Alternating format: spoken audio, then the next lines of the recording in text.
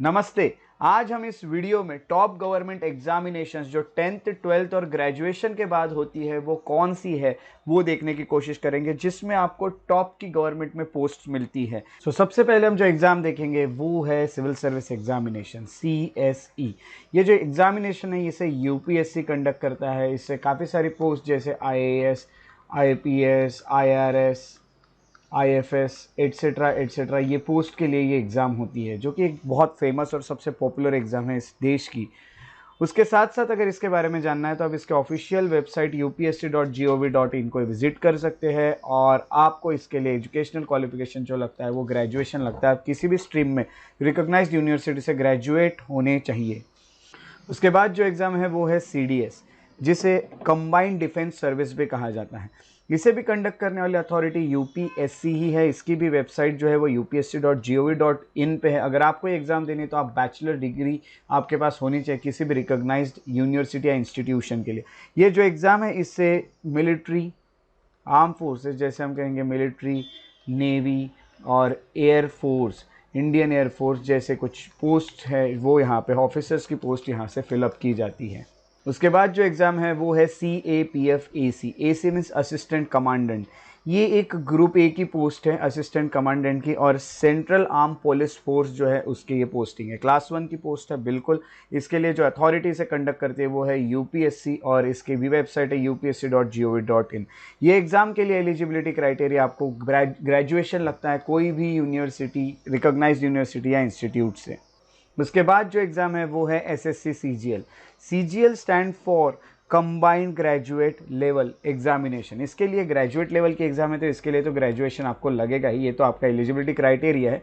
ये जो एग्ज़ाम है इस एग्ज़ाम से कुछ ग्रुप B और C की पोस्ट जो है ये फिलअप की जाती है सेंट्रल गवर्नमेंट में। जो एग्ज़ाम है इसके थ्रू आपको कुछ डिपार्टमेंट्स में पोस्टिंग मिलती है गवर्नमेंट डिपार्टमेंट्स में, जैसे अकाउंटेंट जनरल हो गया, या फिर हम कहेंगे कि असिस्टेंट अकाउंटेंट्स की के डिपार्टमेंट में, या फिर हम कहेंगे कि रेलवे के भी कुछ होते हैं। रेलवे के अलावा एक्सटर्नल अफेयर्स हो गए। एक्सटर्नल अफेयर्स के अलावा मैं ये भी कहूँगा इनकम टैक्स हो गया। इनकम टैक्स के अलावा CBI हो गया।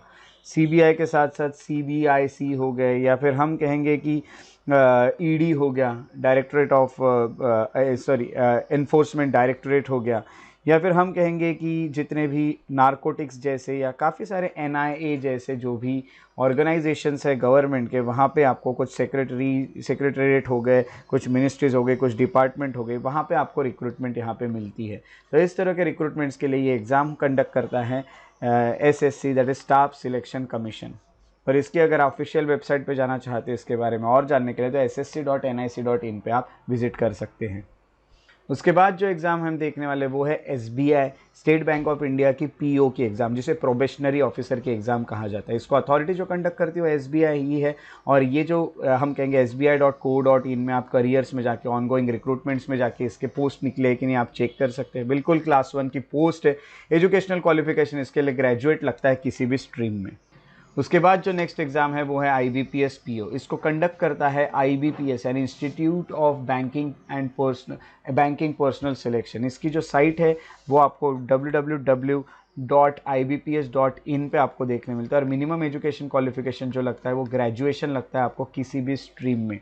उसके बाद हम देखते हैं SSC CHSL को। CHSL यानी कंबाइंड हायर सेकेंडरी लेवल की ये एग्ज़ाम होती है। इसको कंडक्ट करता है SSC और इसकी जो साइट है वेबसाइट वो ssc.nic.in है। इसके लिए आप 12th पास होने चाहिए, या फिर इस तरह की कोई भी एक एग्ज़ामिनेशन किसी भी बोर्ड या यूनिवर्सिटी से आपने पास करनी चाहिए, कोई भी इक्विवेलेंट एग्ज़ामिनेशंस ये हम कह सकते हैं। इसके थ्रू कोई पोस्ट जैसे हम कहेंगे कि जूनियर सेक्रेटरीट असिस्टेंट की हो गई, या लोअर डिविजनल क्लर्क की हो गई, डेटा एंट्री ऑपरेटर की हो गई, या फिर पोस्टल असिस्टेंट की तरह और भी कुछ पोस्ट इससे फिलअप की जाती है। उसके बाद NDA और NA की हम डिस्कशन करेंगे। NDA यानी नेशनल डिफेंस एकेडमी और NA मतलब नेवल एकेडमी। यहाँ पे आपको मिलिट्री की जो टॉप मोस्ट पोस्ट है वो मिलती है। आपका ग्रेजुएशन पूरा इन एकेडमी से ही होता है। नेवी के लिए नेवल एकेडमी और NDA के लिए नेशनल डिफेंस एकेडमी से। इसको जो कंडक्ट करते हैं एग्जाम वो UPSC कंडक्ट करते हैं, और upsc.gov.in इसकी ऑफिशियल वेबसाइट है। इसके लिए आप 12th पास होने चाहिए किसी भी रिकॉग्नाइज्ड बोर्ड यूनिवर्सिटी से, या इक्विवेलेंट एग्जाम जो भी 12th की होती है वो आपने पास करनी चाहिए।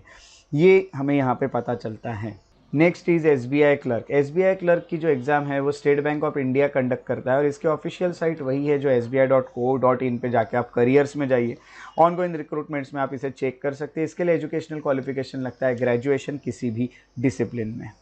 Next is IBPS clerk. IBPS clerk जो है इसे जो IBPS है वही इसे कंडक्ट करता है, institute of banking personnel selection.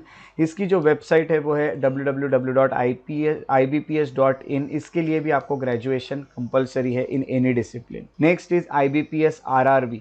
IBPS RRB की जो एग्ज़ाम है इसको भी हम कहेंगे कि जो कंडक्ट करता है वो institute of banking personnel selection ही है, IBPS ही है। इसकी भी ऑफिशियल वेबसाइट www.ibps.in है। और ये जो RRB होता है इसके लिए आपको बैचलर डिग्री किसी भी यूनिवर्सिटी में होनी चाहिए। इसके थ्रू आपको रीजनल रूरल बैंक्स जो होती है उसमें जॉब्स मिलते हैं। ओके, सो ये याद रखिएगा, ये भी एक काफ़ी अच्छी एक पोस्टिंग्स और अच्छे ये एग्ज़ाम है। उसके बाद जो नेक्स्ट है वो है RBI assistant. Reserve bank of India में आपको असिस्टेंट की बहुत अच्छी एक जॉब मिलती है और उसके साथ साथ रिजर्व बैंक ऑफ इंडिया इसे कंडक्ट करता है। और अगर आपको इस एग्ज़ाम के रिक्रूटमेंट्स देखते रहना है कब जगह निकले तो opportunities.rbi.org में आप जाइए, वैकेंसीज़ में आप जाइए, वहाँ आपको देखने मिलेगा। मिनिमम इसके लिए एजुकेशनल क्वालिफिकेशन लगता है बैचलर्स डिग्री आपके पास होनी चाहिए किसी भी डिसिप्लिन में। Next is SBI SO, state bank of India specialist officer की ये पोस्ट होती है। इसको जो कंडक्ट करता है वो खुद स्टेट बैंक ऑफ इंडिया है और इसके लिए भी वही सेम जो मैंने पिछले और आपको बताई थी वही एक वेबसाइट है। इसके लिए minimum educational qualification bachelors degree तो लगती है बट एक एडिशनल चीज़ लगती है वो है वर्क एक्सपीरियंस, तभी तो आप स्पेशलिस्ट ऑफिसर यहाँ पे बनते हो। उसके बाद जो नेक्स्ट एग्ज़ाम हम देखते हैं वो है IBPS SO। जिस तरह से SBI में होती है वैसे ही बाकी बैंक्स के लिए IBPS की भी एग्ज़ाम होती है स्पेशलिस्ट ऑफिसर को। इसे IBPS ही कंडक्ट करता है और इसकी साइट जो है वो ibps.in ही है। इसके लिए आपको बैचलर्स डिग्री लगती है और कुछ एजुकेशनल क्वालिफिकेशन और कुछ वर्क एक्सपीरियंस भी यहाँ देखा जाता है। नेक्स्ट जो हम देखते हैं वो है RBI में ग्रेड B ऑफिसर की पोस्ट। इसको कंडक्ट करता है RBI, इससे आप ग्रेड B ऑफिसर बनते हो RBI में। साइट जो है वो RBI की जो मैंने डिस्कस की थी वही सेम है। इसके लिए भी आपके पास बैचलर्स डिग्री होनी चाहिए, किसी भी डिसिप्लिन में चलेगी। नेक्स्ट एग्ज़ाम जो है वो SSC GD। SSC यानी स्टाफ सिलेक्शन कमीशन, जैसे कि मैं बता चुका हूँ वही इसकी कंडक्टिंग अथॉरिटी है, इसीलिए इसको SSC। और GD जो है GD यानी हम यहाँ पे कह सकते हैं जनरल ड्यूटी। तो यहाँ पे जनरल ड्यूटी वाली पोस्ट होती है, कुछ कांस्टेबल्स की पोस्ट है और वहाँ से आप कांस्टेबल बनते हो, जैसे BSF में, CISF में, या फिर हम कहेंगे NIA में, या फिर CRPF एट्सेट्रा एट्सेट्रा। इन सब जगह पे आप कहीं ना कहीं आपको एक कांस्टेबल की यहाँ पे जॉब मिलती है। उसके अलावा मैं आपको ये बता दूँ इसके लिए भी मिनिमम एजुकेशनल क्वालिफिकेशन 12th पास आप होने चाहिए। किसी भी रिकॉग्नाइज बोर्ड या यूनिवर्सिटी से आपका 12th के इक्विवेलेंट कोई भी आपने एग्ज़ाम पास की हुई होनी चाहिए। Next is SSC stenographer. अब SSC स्टेनोग्राफर जो होता है उसमें आप स्टेनोग्राफर यानी टाइपिंग वाला यहाँ पे एक आपका जॉब प्रोफाइल होता है। इसको कंडक्ट करता है SSC। इसके लिए भी ssc.nic.in है। इसके लिए भी 12th पास आप होने चाहिए। उसके साथ साथ आपने कोई टाइपिंग जो है उसकी एग्ज़ाम्स भी पास की हुई होनी चाहिए। Next is CTET, that is हम कहेंगे सेंट्रल टीचर एलिजिबिलिटी टेस्ट। ये CTET के टेस्ट होती हैं।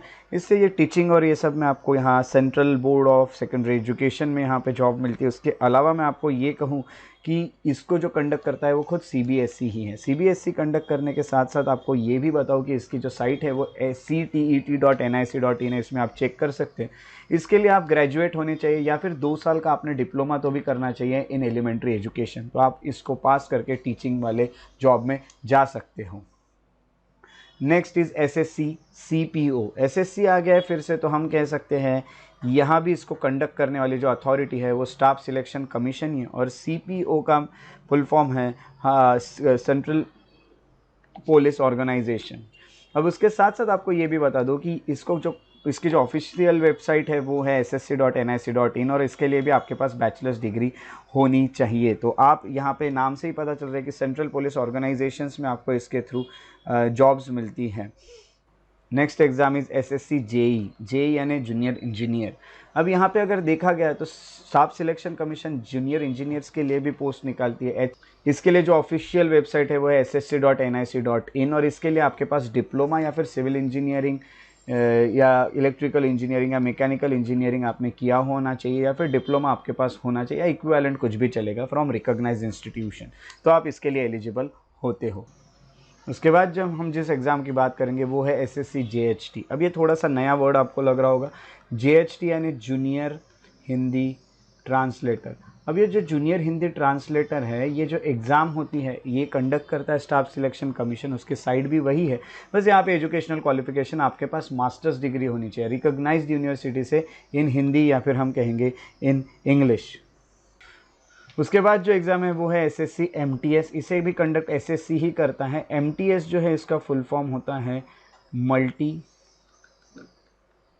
Tasking staff. अब ये मल्टीटास्किंग स्टाफ होता है। अब आप सोचोगे मल्टीटास्किंग स्टाफ जो होता है ये क्या होता है, तो आपको ये बता दूं कि ये कुछ रिक्रूटमेंट्स होते हैं फॉर ग्रुप डी पोस्ट, अलग अलग सेंट्रल गवर्नमेंट के डिपार्टमेंट्स होते हैं, उसमें आपको कुछ यहाँ पे वर्क होता है, जितना भी वर्क फ्लो होता है उसे मेंटेन करने के एक तरह से यहाँ पे काम होते हैं। तो इस तरह का ये एमटीएस का काम होता है, और ये बहुत अच्छी एक जॉब है। इसके लिए आपको सिर्फ 10th पास होना चाहिए, मैट्रिक आप पास रहे तो भी आप इसे दे सकते हैं, दैट इज़ एसएससी एमटीएस को।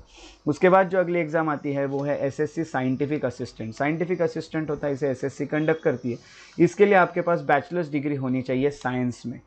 Now the next is RRB ALP. अब आरआरबी जो है उसको रेलवे रिक्रूटमेंट कंट्रोल जो है वो कंडक्ट करता है, और यहाँ पे जो एएलपी है उसका फुल फॉर्म मैं आपको बता दूँ, इसका फुल फॉर्म आता है असिस्टेंट लोको पायलट। एक ट्रेन में जो लोको पायलट की पोस्ट होती है उसमें असिस्टेंट वाली पोस्ट यहाँ पे आपको मिलती है, यानी आपको ट्रेन यहाँ पे ऑपरेट करने का मौका मिलता है। इसको कंडक्ट करता है आरआरबी, और इसके लिए आपके पास आईटीआई या फिर डिप्लोमा होना चाहिए इंजीनियरिंग में, ये आपको एएलपी के लिए पता चलता है। अगला जो हमें देखने मिलता है वो है आरआरबी जेई और एसएससी। अब आपको आरआरबी जो है ये इसे कंडक्ट करना है रेलवे रिक्रूटमेंट बोर्ड का, ये जेई यानी जूनियर इंजीनियर की पोस्ट है, और एसएसई जो हम कहते हैं सीनियर सेक्शनल इंजीनियर की पोस्ट है। तो इससे सीनियर सेक्शनल इंजीनियर भी आप बन सकते हैं, या फिर आप जूनियर इंजीनियर भी बन सकते हैं, ये पोस्ट यहाँ से मिलती है। अब ये जो पोस्ट है ये इसके लिए आपके पास 4 साल की बैचलर्स डिग्री होनी चाहिए इंजीनियरिंग में, ये इसका मिनिमम एजुकेशनल क्वालिफिकेशन है। Next is RRB NTPC. RRB NTPC यानी हम कहेंगे नॉन टेक्निकल। जैसे इसके पहले जो आरआरबी के आपने देखे वो टेक्निकल पोस्ट थी, ये नॉन टेक्निकल पोस्ट होती है। नॉन टेक्निकल पॉपुलर कैटेगरी होता है ये, पॉपुलर कैटेगरी, यानी हम यहाँ कह सकते हैं कि जो पॉपुलर कैटेगरीज होती है वो वाली यहाँ पे एग्ज़ाम्स ली जाती है, नॉन टेक्निकल एग्ज़ाम्स होती है ये। इसमें भी हम ये कह सकते हैं कि आरआरबी है, उसके अलावा ग्रेजुएशन होना चाहिए आपके पास किसी भी यूनिवर्सिटी से या इंस्टीट्यूट से, काफ़ी अच्छे पोस्टिंग्स होती है। उसके अलावा हम देखते हैं आरआरसी की ग्रुप डी की एग्ज़ाम। अब यहाँ पे आप देख रहे हैं कि आरआरसी ग्रुप डी की एग्ज़ाम जो है ये भी काफ़ी पॉपुलर लोगों में ये एग्ज़ाम जो कंडक्ट की जाती है।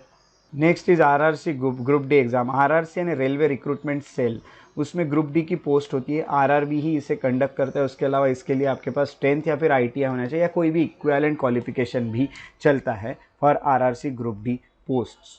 Next is DRDO.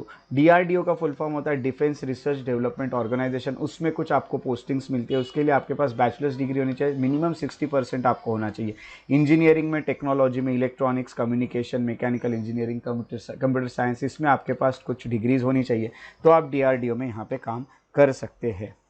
Next is ISRO. ISRO में अगर आप जाना चाहते हो तो इसरो ये इस एग्ज़ाम कंडक्ट करता है। यहाँ पे भी इसरो यानी हम फुल फॉर्म तो जानते हैं, इंडियन स्पेस रिसर्च ऑर्गेनाइजेशन है। इसकी खुद की वेबसाइट है, वहाँ पे इसको कभी जब भी इसकी पोस्ट निकले तो आपको वो दिख जाएंगे, और आपको क्वालिफिकेशन जो लगता है वो बीई या बीटेक या फिर कोई भी इक्विवेलेंट क्वालिफाइंग डिग्री आपके पास होनी चाहिए। उसके साथ साथ नेक्स्ट जो आती है वो है ईसीआईसी की एग्ज़ाम। ईसीआईसी में एम्प्लॉय स्टेट इंश्योरेंस कॉरपोरेशन होती है। इसकी साइट ecic.nic.in है। अलग अलग पोस्ट के लिए अलग अलग क्वालिफिकेशंस इसमें लगते हैं, काफ़ी डिफरेंट पोस्ट यहाँ पे होती है इंश्योरेंस कॉरपोरेशन से रिलेटेड, और जैसी पोस्ट है वैसे क्वालिफिकेशंस यहाँ पे आपको लगते हैं। Next is FCI. एफसीआई जो होता है फूड कॉरपोरेशन ऑफ इंडिया, इसकी जो एग्ज़ाम कंडक्ट करता है वो भी एसएससी ही कंडक्ट करता है।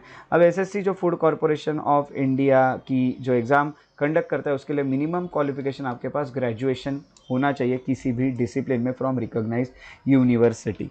Next is LIC AAO। अब LIC जो है that is life insurance corporation of India वो इसे कंडक्ट करता है और AAO के पोस्ट के लिए है। AAO जो है उसका फुल फॉर्म जो होता है वो है असिस्टेंट एडमिनिस्ट्रेटिव ऑफिसर। अब असिस्टेंट एडमिनिस्ट्रेटिव ऑफिसर अगर आप बनना चाहते हो तो यहाँ पे वेबसाइट मैंने लिखी हुई है और आपके पास उसके लिए बैचलर या फिर मास्टर डिग्री होनी चाहिए किसी भी रिकॉग्नाइज्ड यूनिवर्सिटी या इंस्टीट्यूशन से। Now the next exam is LIC ADO। LIC ADO यानी life insurance corporation of India की असिस्टेंट डेवलपमेंट ऑफिसर की ये पोस्ट होती है। इसके लिए मिनिमम क्वालिफिकेशंस जो है अलग अलग है। LIC एम्प्लॉय अगर आप हो तो आपके पास मिनिमम 3 साल की सर्विस होनी चाहिए in grade 3 post. LIC agent अगर आप हो तो आपके पास मिनिमम 5 साल की सर्विस होनी चाहिए। उसके अलावा मैं आपको ये बताऊं कि अगर आप बाकी इन चीज़ों को छोड़ के कुछ हो तो आप लोगों को 2 साल का एक्सपीरियंस होना चाहिए LIC इंडस्ट्री में। ये इसके एजुकेशनल क्वालिफिकेशंस हैं आप ADO के पोस्ट के लिए। सो इस तरह से इंडिया में कुछ कॉम्पिटिटिव एग्जाम्स ली जाती है जिसके थ्रू आप डायरेक्टली गवर्नमेंट में रिक्रूटमेंट ले सकते हो। अगर आपको मेरे वीडियोस पसंद आते हो तो लाइक ज़रूर करें, शेयर करें और मेरे यूट्यूब चैनल को सब्सक्राइब करके बेल आइकॉन को प्रेस करना ना भूलें। अगर आप और अपडेट्स चाहते हैं तो आप फॉलो और लाइक कर सकते हैं मेरे फेसबुक पेजेस को, श्रेयस बढ़िया इंटरप्रिटेशन। अगर आप मुझसे इंस्टाग्राम पर कनेक्टेड रहना चाहते हो तो श्रेयस बढ़िया द पीस लवर, ये मेरा इंस्टाग्राम ID है। मेल करना चाहो तो आप shreyasbadhiya@gmail.com पर मुझे मेल भी कर सकते हो। तो इसी तरह अगले वीडियो में मिलते रहेंगे, तब तक के लिए अपना ख्याल रखिए। Take care and have a good day.